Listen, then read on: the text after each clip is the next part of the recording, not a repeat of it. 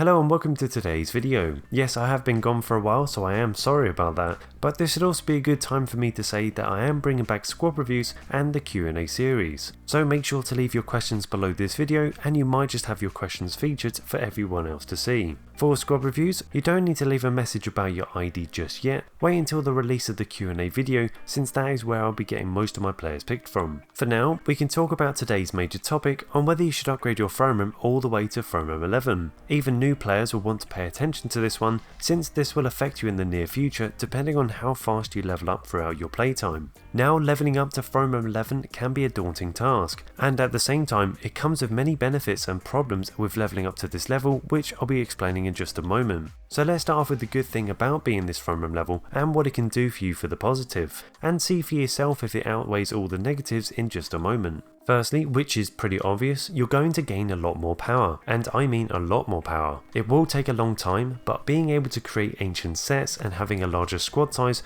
will go a long way in improving your overall squad. That follows on to the next positive, which is having a larger team. This not only helps you with doing things like clan bosses and portals, but this also allows you to create a more intricate alliances and make them work better for you. The next great thing will be ancient sets and ascensions. This can greatly improve your squad power, but also allow you to modify and customize your squad however you want them to be. For example, there are currently 40 sets to choose from at the time of this recording, and of course things may change as one of them is for an event, but depending on when you see this video there may be more to choose from already. But this will allow you to create more versatile teams that would normally always be different to your enemy. I do question how many more sets they can add, since we shouldn't have up to 100 different sets, as I think that would be quite silly, but if they stop making sets, what else are they going to bring out instead? Leave your thoughts below on what you think they should be starting to shift their focus towards once they're done with the sets. The great thing about increasing your power, it will allow you to also fight a higher level of clan bosses. This in turn will gain you more clan coins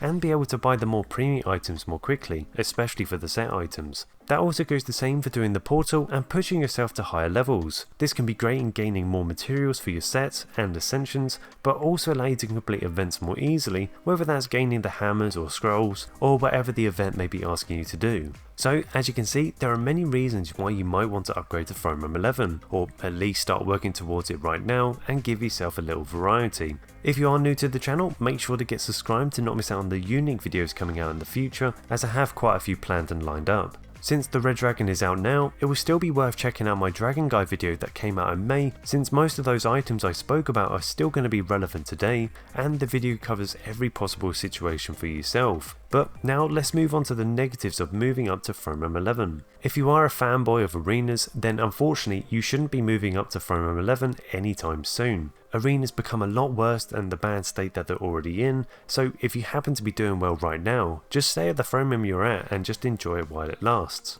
The next annoying thing which can be resolved, and that's being attacked constantly for your mithril and having to keep an eye on your trophies and the amount of mithril you hold. Every day you will find people who attack you for it, and at the same time that means you'll be missing out on other resources as well while they're going for that material. That moves on to the next part quite nicely, which is making yourself feel a bit underpowered. No matter how long you play the game at throne room 11, there will always be many more people who are stronger than yourself, making it feel like you're always working to get better, but never really get to that point where you feel really strong without lots and lots of time being put into the game. Now, if you do become one of the strongest in your clan, you'll start to feel you will always need to deploy in clan wars for your clan to do well. This can make it feel like a bit of a drag, because if you're not deploying, your clan might not be doing well, but to try and deploy as much as possible can be an annoying task after months if not years of doing so. The second to last thing to mention is about rushing. A lot of players enter throne room 11, or at least at that stage of building sets too quickly, and these players will massively struggle to feel relevant, as many players will easily be able to defeat you. A great little tip with this one is to keep your fighters at level 85 but increase your throne room level all the way to throne room 11, and I'd recommend to stay here for quite some time. This will give you a good opportunity to upgrade your hero to the level that suits you before pressing up to 100 level fighters and starting to make sets.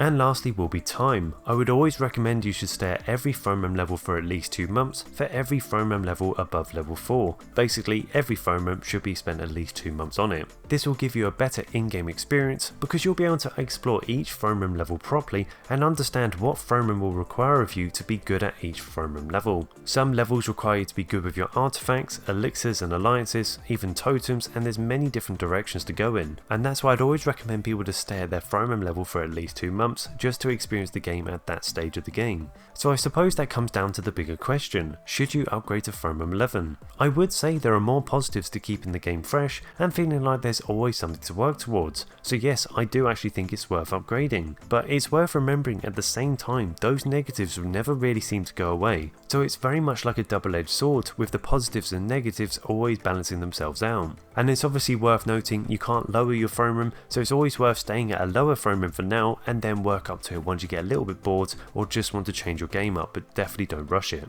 But for anyone who is frame rate 9 or below, make sure to not rush to frame rate 11, since in Hustle Castle, rushing is very rarely rewarded and can normally damage your in-game experience. Thank you for watching this hot topic on Hustle Castle, and again, if you have any questions or other topics that you want me to talk about, leave them down below for either the Q&A video or a completely separate one just like this one. And randomly, if you're into Payday 3, then I do have a guide on how to play this particular mission on Overkill, and for everyone else who doesn't care about that, I really do hope you enjoy the rest of your day, and thank you for joining me on this video.